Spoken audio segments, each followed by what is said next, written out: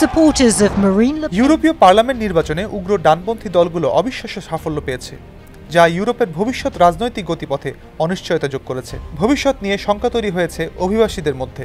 অঞ্চলটিতে ডানপন্থীদের অবস্থান জোরালো হওয়ার সাথে সাথে ক্রমবর্ধমান বৈষম্য ও বিধিনিষেধমূলক নীতি নিয়ে উদ্বেগ বাড়ছে।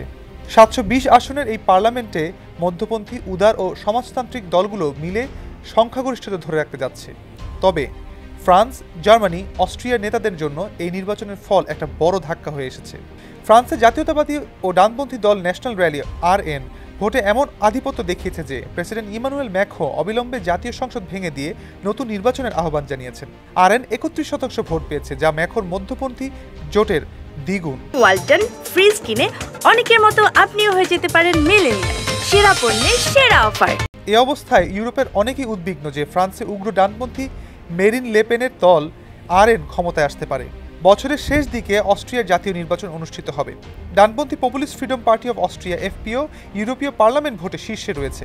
ইতালিতে প্রধানমন্ত্রী জর্জিয়া মেলোনির ডানপন্থী ব্রাদার্স অফ ইতালি পার্টিও সংখ্যাগরিষ্ঠ ভোটে জয়ী হয়েছে। জার্মানিতে ইউরোপীয় পার্লামেন্ট নির্বাচনে ডানপন্থী অল্টারনেটিভ ফর জার্মানির মতো দল যত ভোট পেয়েছে তা আর কোনো দল পায়নি, যদিও সাম্প্রতিক সময়ে দেশটির গোয়েন্দা সংস্থাগুলো AfD-কে সন্দেহজনক চরমপন্থী হিসেবে শ্রেণীবদ্ধ করেছে।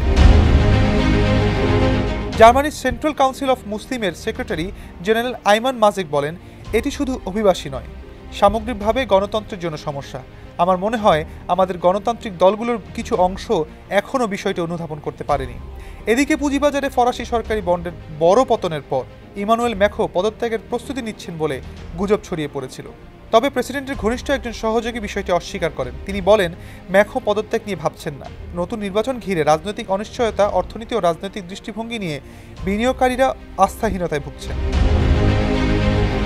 2016 সালের জুনে জাতীয়তাবাদের বিদ্রোহে যুক্তরাজ্যে ইউরোপীয় ইউনিয়ন ছাড়ার কয়েক মাস পর যুক্তরাষ্ট্রে জয়ী হয়েছিলেন ডোনাল্ড ট্রাম্প।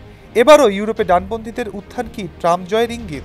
ইউরোপের উগ্র ডানপন্থীদের অনেকেই ট্রাম্পের মতো জাতীয়তাবাদ, অভিবাসীদের প্রতি শত্রুতা ও বৈশ্বিক প্রতিষ্ঠানগুলোর প্রতি ঘৃণা পোষণ করেন।